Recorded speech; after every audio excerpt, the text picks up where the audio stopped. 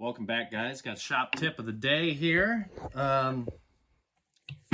This is something that I'm sure many of you know, but I ran into a guy the other day that didn't know how to install these properly. So we're going to do one quick. So there's different grades of this thread tape. Some of it's a lot better than others.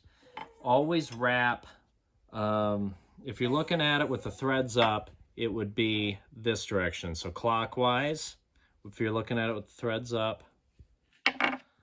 Like all that shredded stuff on the end, but it happens. So we're just gonna clean it up a little bit. Get it out kind of nice and smooth. Sometimes it helps if you kind of drag it along the piece just a little bit. It doesn't have to be perfectly smooth. It's not rocket science, but I do recommend staying down 1 or 2 threads from the end. That way you don't wind up with it in your tool. Go around it twice. There's the C, see? We'll go around it twice. There's the C again. And I always just pull it off and smooth it out. All right? Look at that. Now we make sure we're back from the edge. We don't want it over the edge. Now, we're going to put it in the tool.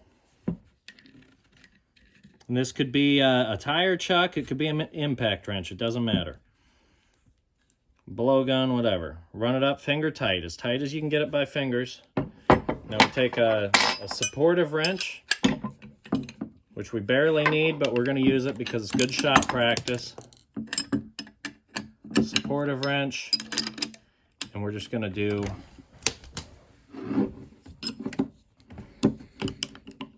one full revolution, maybe just a little bit more. You could go a little bit tighter, but if you go much tighter, you're actually going to start damaging the threads. It's pipe thread, it's tapered. It'll be fine. Have a great day.